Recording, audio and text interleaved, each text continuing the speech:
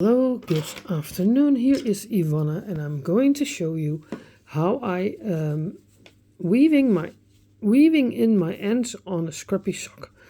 I choose to do it not as you go. Sometimes people do it as you go. That's a possibility.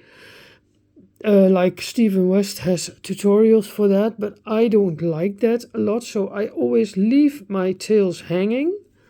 And when I change colors, I do a new round with one color, with a new color, and then in the second round I do a juggler stripe.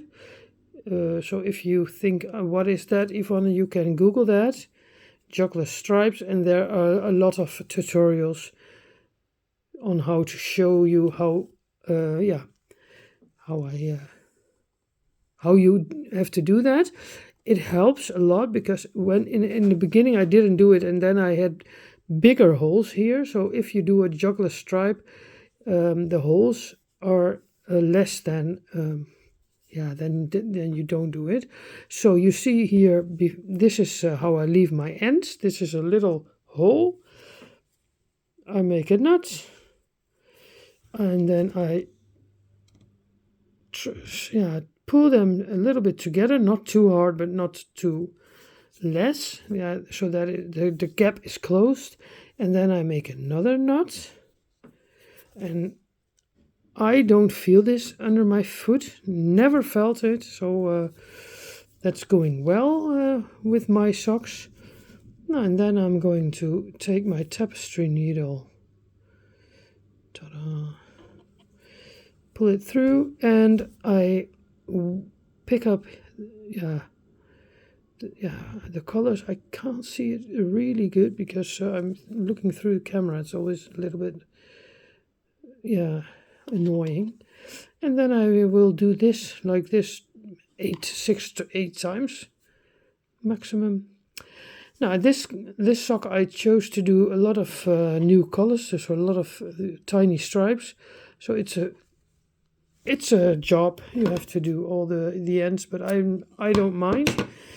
I see it as a part of my craft, and I like to do it. Sometimes it's nice to do another movement than knitting.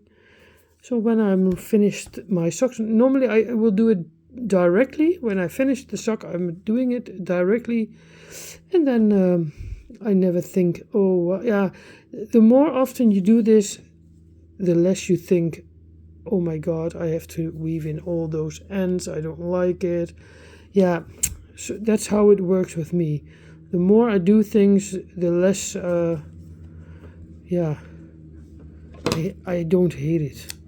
In the beginning I thought, I don't like it, I have to do so many tails, but now I think, oh no, relax, don't stress, like Stephen West always say. Just do it, and the more you do it, the more it's the easier it gets. That's what I try to say.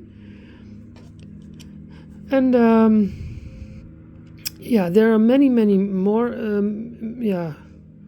ways to do it, but this is how I do it. And that was a question from one of the Dutch viewers, so I will I did this also in the Dutch version from this, but the juggler stripe you have to find in another tutorial maybe. But you do that when you do new color, you leave the tails hanging, and when the round is done with the new color, you pick up the first stitch from the row below to pick it up and put it on your needle together with the new color, and then you don't get the gaps too big.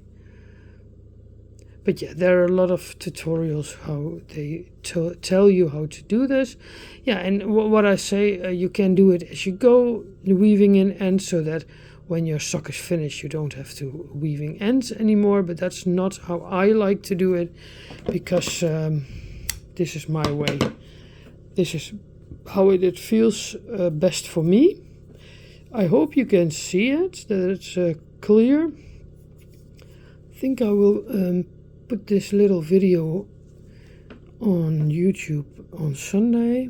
Normally my podcast comes on Thursdays and my weekly vlogs, and I will give you this little video extra on Sundays. So hopefully you think, oh Ivonne, that's nice to see, and maybe this is also the way for you to do it. I'm now going to show you how it looks on the other side, on the right side. Look, you see very clear that this is done. So the stripes are nice, and here you see the holes, because this I have to do. And what I say, you don't see it. If I wouldn't know it, I wouldn't see that there was a stripe like this. So super nice. So, and what I meant, the second sock is already on the needle, and I picked up, maybe I can show you, I knit it back, to knit this back. Yeah, I showed it already in the Dutch version of this little video. Knit back.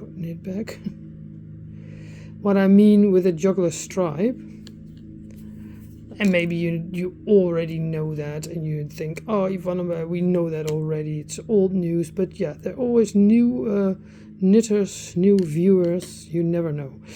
So this is what I meant. I picked up I can show you with the second stitch. So you pick up the stitch from the row below in the second round of the new color. Oh shit, it was the postman with a big package.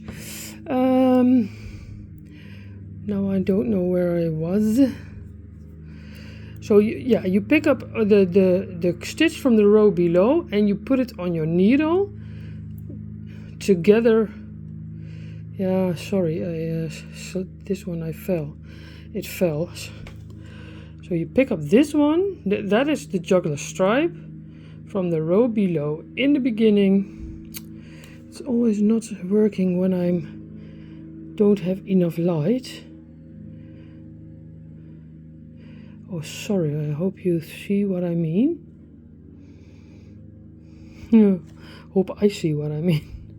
Now you do like this. Yeah, and then you knit them together.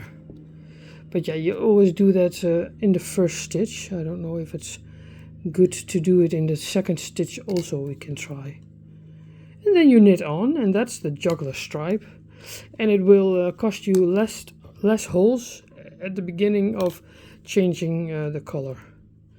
So yeah, that's what I wanted to show you. I hope you know what I mean. If you don't know the juggler stripe, if it was not clear to see, you can Google it. There are many tutorials on how to do that. The thing is, you have to think about it. When you change colors, you have to knit one row and then do the juggler stripe. But how often you do something, the more it will stay in your mind. And now I think always, oh yeah, I have to do the juggler stripe, la la la la la. So yeah, that's giving a nicer look on your scrappy sock. So that was it for this little tutorial. I hope you could see what I did.